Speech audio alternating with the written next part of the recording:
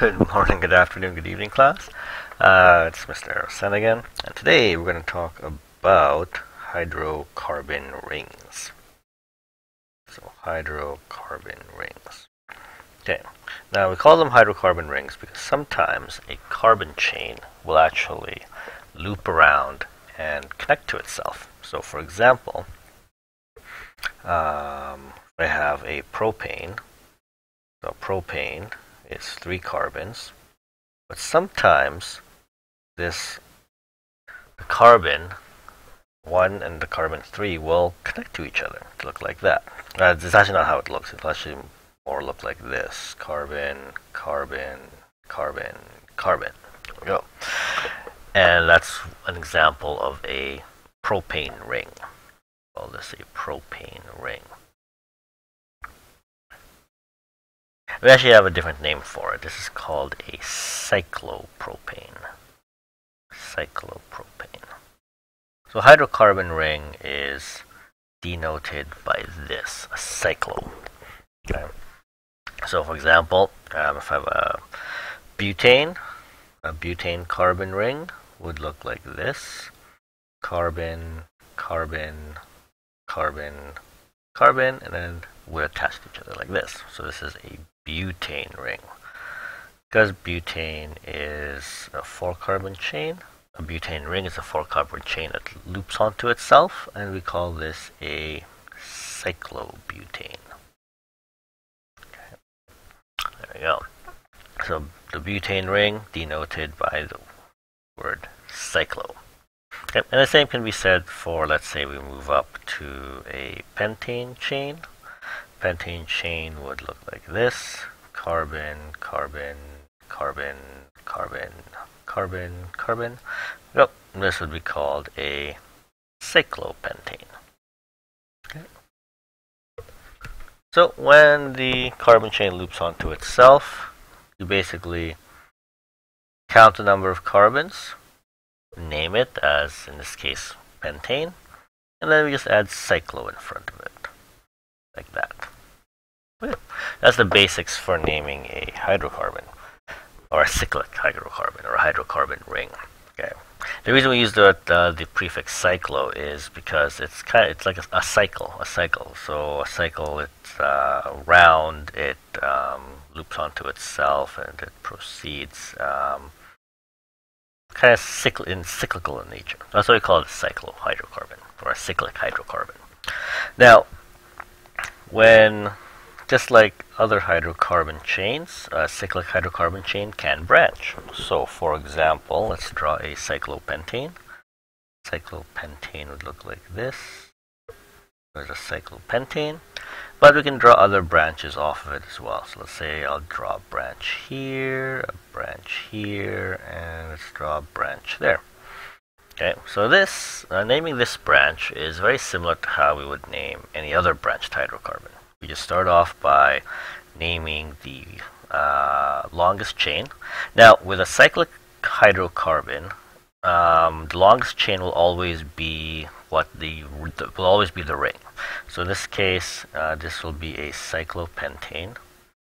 Okay, cyclopentane. So always start off with whatever the ring is, and then we number the carbons. Now, the convention is still the same when numbering. We have to number them such a way that we get the smallest possible numbers.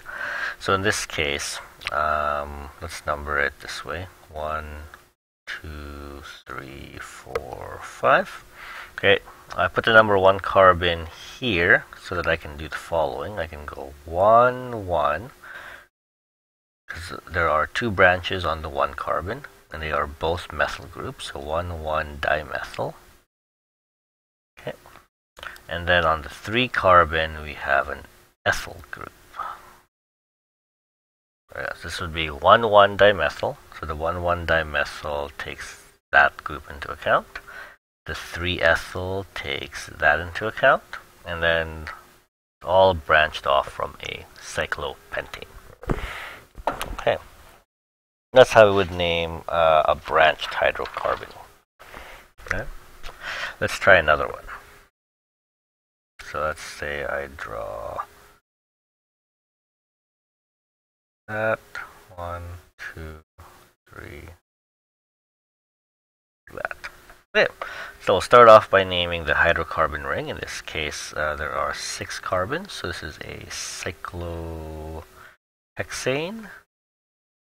Okay, and then let's number some carbons. Let's start this way. 1, 2, 3, 4, 5, 6. Okay, so this would be, let's see, let's start with the methyl groups. The methyl groups are here and here. So this is a 2,4. There are 2 methyl groups. We'll call it dimethyl. Okay. Then we have ethyl groups at the 1 and 5 carbon. So it would be 1,5-diethyl. This is a 2,4 dimethyl, 1,5 diethyl cyclohexane. I really should be writing these all on the same line. So this would be more precise. This is going to be a very long name. So all on the same line, this would be 2,4 dimethyl, 1,5 diethyl, and cyclohexane, like that. There we go.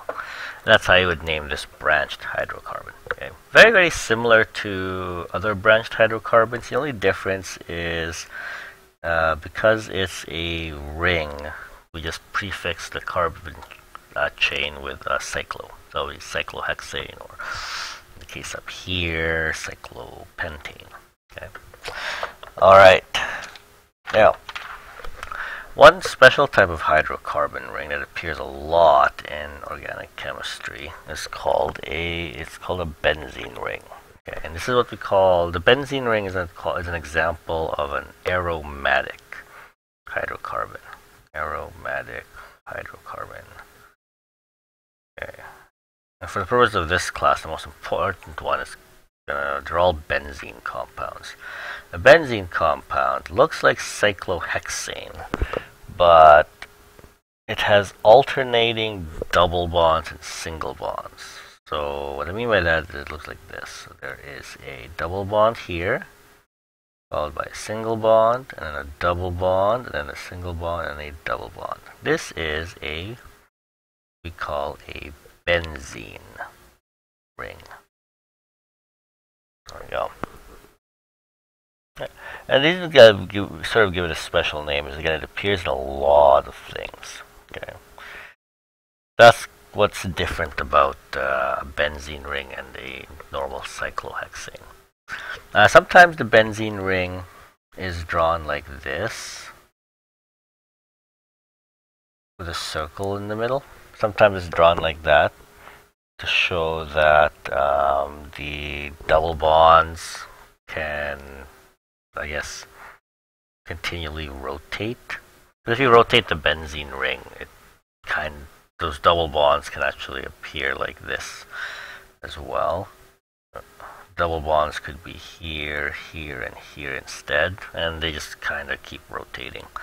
Okay, so that's why sometimes it's drawn like this, sometimes like this. Okay, regardless, both ways are both considered benzene rings. Okay. Now, like other hydrocarbons, the benzene ring can be branched. Okay, but because of the double bonds, you can't ever have 2 branches coming off of 1 carbon. So, for example, because of, there we go, each carbon can have 1 branch on it. So, for example, let's say I have this. Excuse me. When naming this particular hydrocarbon ring, we would start off by calling it a benzene, because that's the main chain of the benzene. And then we have a branch at, we'll call that the 1 carbon. It doesn't really matter whether we call it the 1 carbon or not, because again, that double bond kind of moves around. So we'll call this, well, we could call it 1-methylbenzene. 1-methylbenzene. Okay. That's what it would look like. Now, the same would be true if we had, say, a multi-branch benzene ring. Let's say I put a methyl group there, and then I put an ethyl group, and then I could put another ethyl group here. Okay, so this, the main chain would be a benzene, and then we would have, let's say, 1, 2, 3. So this would be a 1-methyl, and then 2, 3 dimethyl, or not dimethyl, diethyl benzene. There we go. Right. So that's what we would do for, or that's how we would name a branched benzene ring. Now, what's neat about benzene is that sometimes benzene will actually be a branch. And what I mean by that is, let's say I have a long carbon chain, 1, 2, 3, 4, 5, 6, 7, like that. Okay, and sometimes the benzene ring will actually be the branch, so it'll look like this. And we'll discuss this in a little more detail in the next chapter. Okay, so this is a benzene branching from a longer hydrocarbon chain. So benzene branch from hydrocarbon chain, Okay, so in this case, whenever a benzene branches from a hydrocarbon chain like this, we call it a phenyl. We now call it a phenyl group. Okay, I know it's strange. You would think it would be called a benzyl group, but no, it's not. It's called a phenyl group. So when benzene branches from a chain, it is called a phenyl. So in this particular hydrocarbon compound, let's number the carbons. 1, 2, 3, 4, 5, 6, 7, 8. So this is an octane. So the name of this compound would be an octane. But at the 3 carbon, we have a benzene branch, which we call a phenyl. So this is a 3-phenyl octane. Okay. So remember that when benzene branches from a longer hydrocarbon chain, we'll call it a phenyl group. Okay. Right, and then we'll discuss. This is an example of what we call a functional group. Okay, so this example of functional group.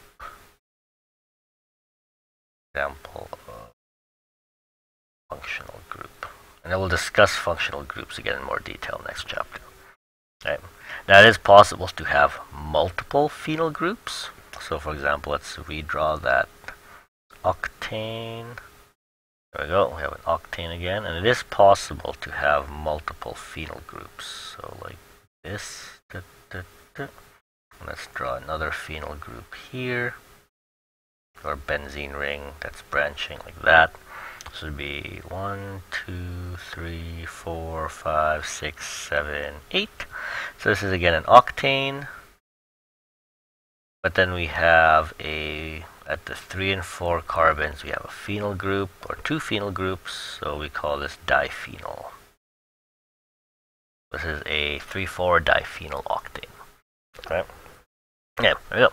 So, naming benzene groups and hydrocarbon rings, not really all that different than regular hydrocarbons. The only difference is if I have a hydrocarbon ring like that, we prefix it with cyclo. So in this case, this is a cyclopentane. And then we have a name for a special hydrocarbon. That is called a benzene. Okay. All right. I should be able to complete your assignment now. We'll just do,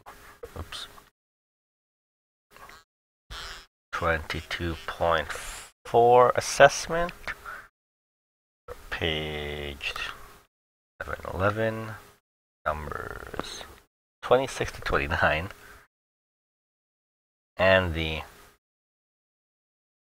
naming cycloalkanes practice.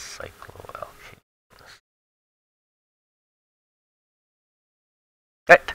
Good luck, and if you have any questions, you know how to contact me.